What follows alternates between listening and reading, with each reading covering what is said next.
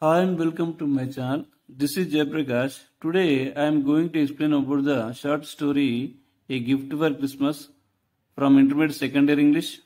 This story was written by O. Henry. He was a famous American short story writer. A gift for Christmas అంటే ఏంటి? Christmas పండుగ రోజు gift కొనాలి అనుకోవడం అన్నట్టు. అంటే ఈ స్టోరీలో ఇద్దరు భార్య భర్తల యొక్క స్టోరీ ఇవ్వడం జరిగింది. అందులో భార్య పేరు డెల్లా అయితే భర్త పేరు జిమ్ అన్నట్టు. సో ఇక్కడ భార్య అయినటువంటి డెల్లా క్రిస్మస్ పండుగ రోజు తన భర్తకు ఒక గిఫ్ట్ కొని ఇవ్వాలి అనుకుంటుంది. ఇది ఈ స్టోరీ యొక్క concept. William Sidney Porter, known as O. Henry, is an American short story writer. William Sydney Porter అంటే అసలు పేరేంటి? William Sydney Porter. కానీ చాలా మంది ఓ హెన్రీ అని పిలుస్తూ ఉంటారు. ఓ హెన్రీ అనేటువంటిది అతని యొక్క కలం పేరు, pen name. So William Sydney Porter అనేది అసలు పేరు అన్నట్టు. సో ఈయన అమెరికా దేశానికి చెందినటువంటి చిన్న కథల రచయిత. Is known for his wit and story telling technique. ఈయన దేనికి పేరుగాంచిండు, దేనికి ప్రసిద్ధిగాంచిండు అంటే కథను చాలా చక్కగా చెప్పడంలో, అంతేకాకుండా తన యొక్క చమత్కారానికి ప్రసిద్ధిగాంచిండు. అంటే చాలా చక్కగా కథను చెప్పడంలో ఈయన ఫేమస్ అయిపోయిండు అన్నట్టు. కథ చెప్పే విధానానికి ఫేమస్ అయిపోయిండు అన్నట్టు. ఈ stories are remarkable for their surprise twist in the endings. అంటే ఈయన కథలను కనుక మనం చదివినట్లయితే అందులో ప్రముఖంగా మనకు కనిపించే అంశం ఏంటి అంటే ఎండింగ్లో సర్ప్రైజ్ ఉంటుంది. మీరు ఉదాహరణకు ఆఫ్టర్ 20 years అనే ఒక లెసన్ స్టోరీ ఉంటుంది, చదవండి, చాలా బాగుంటుంది. అది కూడా ఎండింగ్లో సర్ప్రైజ్ ఉంటుంది. ఈ wrote nearly 600 stories about life in America.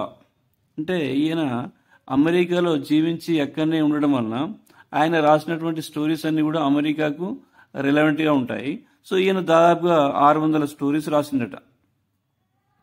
Henry's works include, ఈయన రాసినటువంటి రచనలు కనుక చూసినట్లయితే a gift for Christmas, next the duplicity of Hargraves and the ransom of Red Chief. ఇవి అతను రాసినటువంటి రచనల్లో ప్రముఖమైనవిగా చెప్పుకోవచ్చు.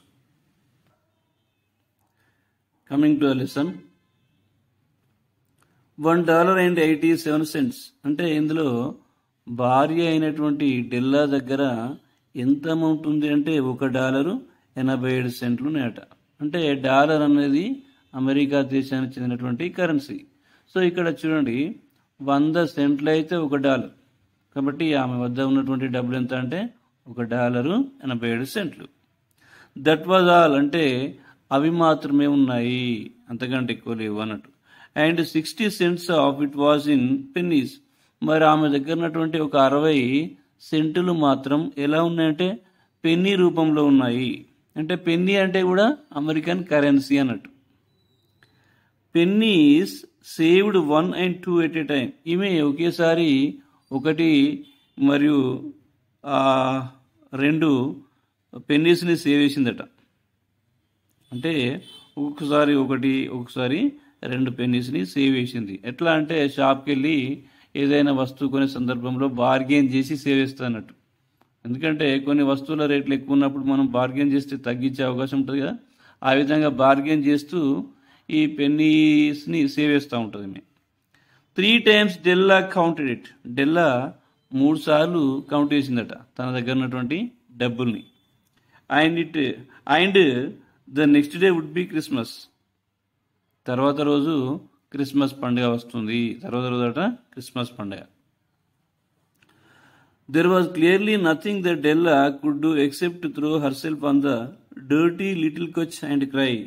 అంటే ఆమె ఏం చేసిందంటే మురికిగా డర్టీగా ఉన్నటువంటి ఆ చిన్న సోఫా మీద తన దగ్గర ఉన్న డబ్బుల్ని, ఆ కాయిన్స్ని వేసి ఏడవడం తప్ప ఇంకా ఏం చేయలేకపోయింది అన్నట్టు. అంటే ఆమె ఏమనుకుంది? She wants to buy a gift for her husband. తన భర్తకు ఒక గిఫ్ట్ కొనియాలి అనుకుంది. మరి తన దగ్గర ఎంత? $1.87. గిఫ్ట్ వస్తుందా?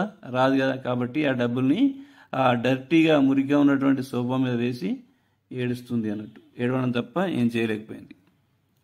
While Della is crying, let us take a look at her home, which is a furnished flat at $80 a week. ఆమె ఏడుస్తున్నప్పుడు అదే సందర్భంలో మనం ఒకసారి ఆమె ఫ్లాట్ ఆమె అద్దెకుంటున్నటువంటి ఇంటిని కనుక చూసినట్లయితే, ఇంటి వైపు మనం ఒక లుక్ వేసుకున్నట్లయితే, వాళ్ళు అంటే డెల్లా వాళ్ళు ఎట్లాంటి ఇంట్లో జీవిస్తున్నారు అంటే చూడండి, వాళ్ళు ఒక అపార్ట్మెంట్లో ఆ రూమ్ తీసుకొని కిరాయికి ఉంటున్నారట. అంటే వాళ్ళు ఆ ఇంటికి ఎంత అద్దె చెల్లిస్తున్నారంటే వారానికి $8 చెల్లిస్తూ అద్దెకుంటున్నారట. మరి అది ఎట్లాంటి ఇల్లు అంటే బిలో అంటే తక్కువ ఆదాయం వచ్చేటువంటి వాళ్ళు ఉండేటువంటిది, పూర్ ఫ్యామిలీ ఉండేటువంటి ఒక అపార్ట్మెంట్లో చిన్న రూము అద్దె తీసుకొని వారానికి $8 పే చేస్తూ జీవిస్తున్నారు అన్నట్టు. You see signs of poverty wherever you turn your eyes. అంటే ఆ ఇంటి వైపు చూసినప్పుడు మన కళ్ళు ఏ వస్తువు మీద పడ్డా మనకి ఏం తెలియజేస్తున్నాయి అని అంటే, ఆ ఇంట్లో ప్రతి చోట మనకు పేదరికం యొక్క సంకేతాలే కనిపిస్తాయి అని అంటున్నాడు. What else can you expect when Della's husband mister James Dillingham Young earns just $20 a week. అంటే డెల్లాస్ భర్త కేవలము వారానికి $20 మాత్రమే సంపాదిస్తాడట. ఇంకా ఏమి ఆశించద్దు మీరు అంటున్నాడు, అంతకంటే ఎక్కువ ఆయనకు రాదు ఆదాయం అన్నట్టు. Della finished crying. అంటే డెల్లా ఏడవడం ఆపేసింది.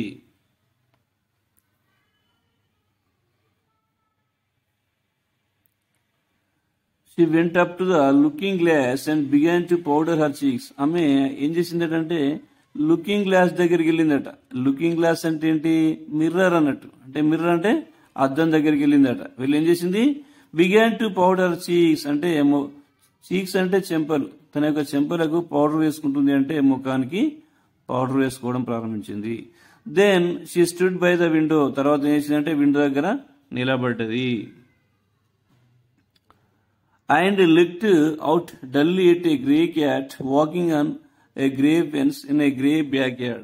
మరి ఏం చేసింది అంటే అప్పుడు ఆమె కిటికీ దగ్గర నిలబడి బూడిద రంగులో ఉన్నటువంటి పెరటి వైపు చూసిందట. బూడిద రంగు పెరట్లో బూడిద కంచె మీద నడుస్తున్నటువంటి ఒక బూడిద పిల్ల వైపు డల్గా చూసింది. Tomorrow would be Christmas day. రేపు క్రిస్మస్ పండుగ. And she had only $1.87 with which to buy Jim a present.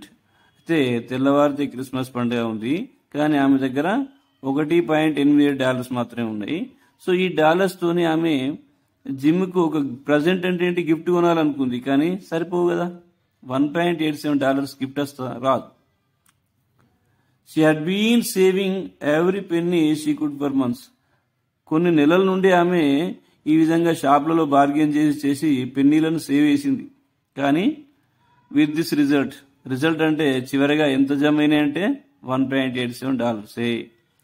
$20 a week doesn't go far. వారానికి వాళ్ళ భర్తకు $20 వస్తే ఇంతకంటే ఎక్కువ ఇంకా పొదుపు చేయలేం కదా, సేవ్ చేయలేం కదా అని ఆమె ఆవేదన వ్యక్తం చేస్తూ ఉంది. Expenses had been greater than she had calculated. ఆమె వాళ్ళ ఖర్చులు కనుక క్యాల్కులేట్ చేస్తే ఆమెకు వచ్చే ఆదాయం కంటే ఖర్చులు ఎక్కువైతున్నాయట. They always are. అంటే అవి ఎప్పటికి ఉంటాయి, ఆ ఖర్చులు అనేటువంటి ఎప్పటికి ఉంటాయి. Only $1.87 to buy a present for Jim. అంటే ఇప్పుడు ఆమె దగ్గర ఉన్నటువంటి $1.87తోనే జిమ్ కోసం గిఫ్ట్ కొనాలి. How is it possible? ఎలా సాధ్యమవుతుంది? హర్ జిమ్ అంటే ఆమె భర్త జిమ్ కోసము. Oh the many happy hours she had spent planning for something nice for him. ఆమె తన భర్త కోసమట చాలా రోజుల నుండి ప్లాన్ చేసుకుందట. ఈ క్రిస్మస్ పండుగ రోజు చాలా హ్యాపీగా గడపాలి అని. అంటే ఆమె అనుకుందన్నట్టు వచ్చేటువంటి క్రిస్మస్ పండుగ రోజు తన భర్తతోని హ్యాపీగా గడపాలని అనుకుంది, ప్లాన్ చేసుకుంది. Something fine and rare worthy of the honour of being owned by gym. ఇంకా ఏమనుకుందంటే తన భర్త అయినటువంటి జిమ్కు ఏదో ఒకటి చాలా విలువైనటువంటి వస్తువు తనకంటూ ఒకటి ఉండాలి అని అనుకుంది. అంటే తనే కొనించాలి అనుకుంది అన్నట్టు. తనే ఒకటి విలువైన వస్తువు తన భర్తకు కొనియాలి అని అనుకుంది అన్నట్టు ఇండైరెక్ట్గా. Suddenly Della turned away from the window. అకస్మాత్తు ఆ డెల్లా ఏం చేసిందంటే ఆ కిటికీ నుండి తిరిగి వేరే చోటుకి వెళ్ళిందట. And stood before the glass, అంటే అద్దం ముందు నిలబడ్డది, మిర్రర్ ముందు నిలబడ్డది. Her eyes were shining brilliantly. ఆమె యొక్క కళ్ళు దగదగ మెరుస్తూ ఉన్నాయట, కళ్ళు షైనింగ్గా ఉన్నాయి. But her face had lost its colour all of a sudden. కానీ ఆమె ముఖంలో షైనింగ్ లేదు, అంటే ముఖం అంతా డల్ అయిపోయింది. ఎందుకు డల్ అయిపోయింది అంటే ఆమె దగ్గర $1.8 ఉన్నాయి. తన భర్త కోసం మంచి గిఫ్ట్ కొనాలనుకుంది, డబ్బులు లేవు కాబట్టి ఆమె ఫేస్ డల్ అయిపోయింది అన్నట్టు. Rapidly she pull down her hair and let it fall to its full length. ఆమె వెంటనే ర్యాపిడ్లీ అంటే త్వరగా వెంటనే ఏం చేసిందంటే తన యొక్క వెంట్రుకల్ని కిందికి లాగింది. అంటే బహుశా ఆమెకున్నటువంటి హెయిర్ని కొప్పులాగా వేసుకుంది కావచ్చు. దాన్ని ఒకసారి కిందికి అన్నదట.